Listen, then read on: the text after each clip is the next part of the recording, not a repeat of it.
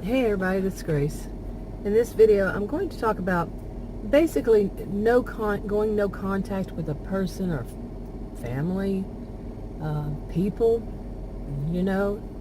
and what happens afterwards. Now, I can't say what happens afterwards for everybody. This is what could happen afterwards, what you might feel might.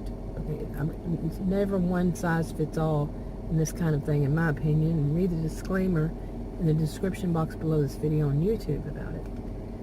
But I have, over the years, now this is not anything new to people, some people maybe, but back when I was an undergraduate and a graduate, we were taught about people who, say, grew up in a dysfunctional family, and then they don't realize that the behaviors of people that they come in contact later on are just as dysfunctional because they got used to that pattern. Well, I remember back then always thinking, are these people living a very sheltered life, or like they're way out in the boonies or something and never see anybody else, never see anybody else in the world, because how do they not know that that's not normal?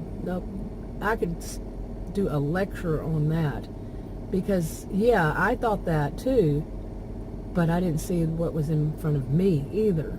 So over time, if you ever hear people say, oh, you say that about everybody that's been in your life before, that they were, their behaviors were abusive, whatever kind. Some people would just call it narcissistic abuse, or they were toxic, whatever. But when the truth is, they were. You had just gotten into some, kind of dysfunctional, you were in a dysfunctional family, and you just continue that, not being aware there are other kinds of people out there, really, because you just were around this type.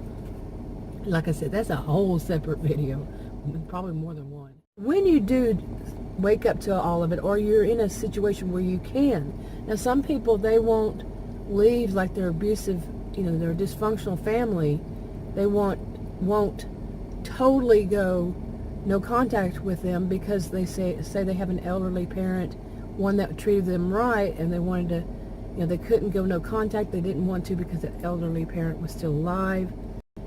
Different reasons why people can't go totally no contact at the moment. And say then there's a time that they can, okay, and they do go totally no contact. Now there's so many things that a person can feel after that. When you go no contact with your whole family of origin, once you feel comfortable, and so many things that you can feel. Really, after that, adjustments you have to go with, have to do with your time. There's a void there. And another one that's on my mind right now is when you start to realize that you lost a lot of people who have known you have a history with, and you don't have to explain much to them because they already know that history. And somebody new, you don't have that feeling with, that they know you well enough. You see what I'm saying? In the process, you also went no contact with other people that you've met. Your eyes really start to open. You see, this person was using me, this person was doing this was a fair weather friend, or this was someone who was always wanting me to help them out. And you really start to see that. Well, at some point, like I was saying, you feel like you don't have a history. When you finally go and start, trying to, you're not feeling the void, you've done the work, getting to know yourself, all that, but you still realize, you don't have people who know much about you in your life. And that's an odd feeling. Believe me, I know that's an odd feeling if you feel it. Maybe some people it's not so odd. Maybe some people it's like, whatever, I'm moving on. Well, to me, I'm moving on too. But still an odd feeling to see nobody really knows much of my history. That's one of the things that's on my mind concerning this. But there's another one too, lately. And it's about whenever, say, you're going through this transition, or it might take a while. It could take years. When you're finally getting seeing it with each person, really evaluating it, working with a counselor maybe.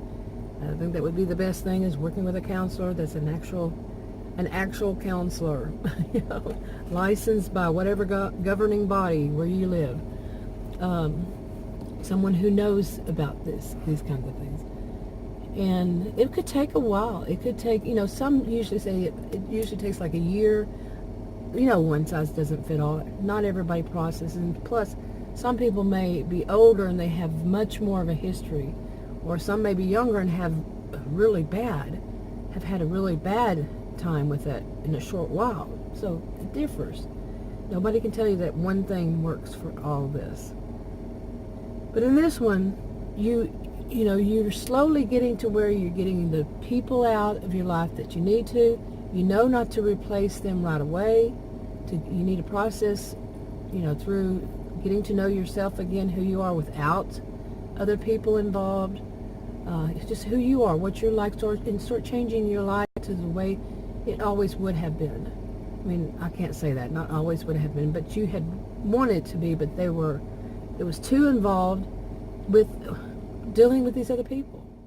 You're taking time. You're not getting very involved with other people during the while, and as what happens is you're not having much communication with other people. Okay, now you may be a homemaker, and of course you have communication with the person, you know, at least one person, if you're a homemaker with somebody else, husband, boyfriend, girlfriend, whatever, wife, whatever's the situation. Or, you know, you might have kids, but you're not getting enough socially outside of your own home.